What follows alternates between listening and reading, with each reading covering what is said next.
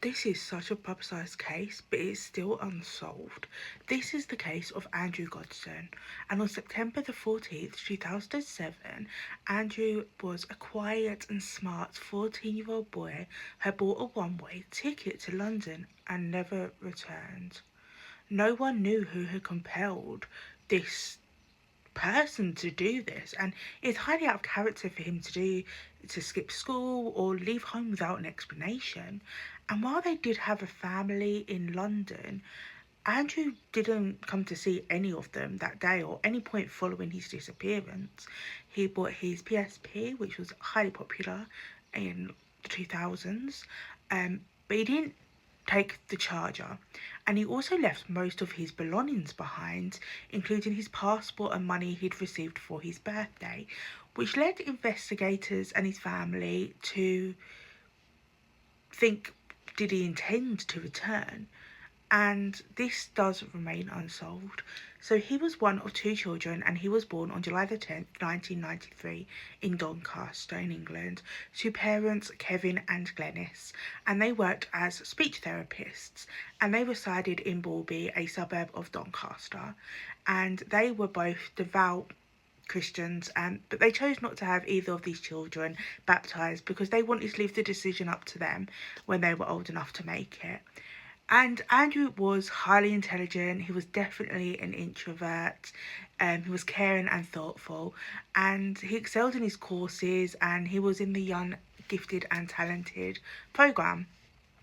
And he was actually the top 5% academically at his school.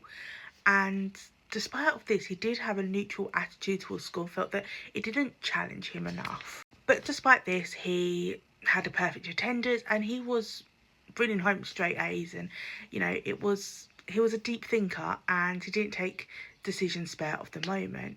But he was known as a homebody. He didn't really have a social life, many friends outside of school, and he preferred to stay at home playing video games and read and listen to music. So Andrew hadn't attended church for a year and a half, and his parents believed that this was just due to imitation of his older sister, who had also stopped going, and he also left Club Scouts, explained to his parents that it bored him. And the Godsons' home didn't actually have a computer until 2 months before Andrew vanished, where Charlotte received a laptop as a gift. So just prior to this, in 2007, his parents suggested that maybe he spend some time in London with his grandparents, but he declined, and he actually chose to walk home from school rather than take the bus in the week leading up to his disappearance. However, Kevin said that he actually only walked home once on one occasion, just because the weather was nice that day and he felt like walking. So on the evening of September the 13th, 2007, it was most like any other normal day, normal evening, and the family had dinner together, and Andrew put together a puzzle with his father. He then watched television before going to bed. But on September the 14th, Andrew struggled to wake up, which was unusual for him, and he was uncharacteristically irritable. And Reverend Alan Murray, a family friend, witnessed Andrew walking across Wakefield Park and heading to his usual bus stop at about 8 a.m. But he made a detour. He actually went to the ATM where he withdrew £200 of the £214 of his bank account. And CCTV later would reveal that Andrew returned home, which was now empty as both of his parents were at work, changed his clothes, he grabbed his bag, his PSP, handheld console, keys and wallet. And notably, his passport he didn't have, his £100 of money, and the PSP charger didn't disappear. So he didn't show up for his class, and the school attempted to call his parents, but they actually dialed the wrong number. And they weren't actually concerned when they didn't see Andrew at home. His parents, they thought he was in his room or in the basement playing a video game. But they turned out that when they called him for dinner, they looked around the house, couldn't find him anywhere. And they called the school and learned that Andrew had never actually showed up that day. So investigators soon found a craze. A ticket seller who worked at the train station in Doncaster came forward to say that she remembered selling a ticket to Andrew, a one-way ticket to London, on the day he went missing. She tried to convince him to add a return since it was inexpensive, but he was adamant he only needed a one-way ticket. And CCTV from September the 14th confirmed the story was true, and he was last seen on camera purchasing a ticket and boarding the train to London. And an observer just said that he was kind of absorbed in his PSP, and he arrived at King's Cross station in London at 11:20 a.m. and was captured on CCTV exiting the train station at 11:25 a.m. And this is the last confirmed sighting of Andrew.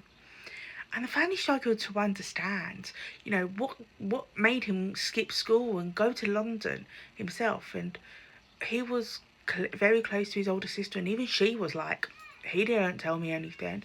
And they wondered if Andrew perhaps wanted a break from school to live life and his own terms for his well. And there were a number of reported sightings, including one at Pizza Hut on Oxford Street, and nearby Covent Garden the same day on his own. But the police failed to request CCTV footage from businesses close to the train station, and by the time they did, it had already been deleted. So his dad was actually focused on, but they had little evidence on this, and he suffered with depression a lot during this. And Kevin actually thought that his son was gay and was afraid of his religious parents, but they didn't care mostly. They just wanted him to be happy.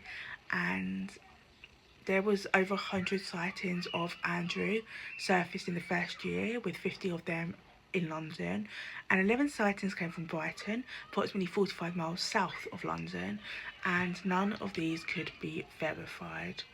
So on November 2008, a man stopped the police station in Herefordshire. He used the intercom system to speak with police. Officer claimed that he had information regarding the disappearance, but once an officer had appeared to speak with him, the man was actually gone.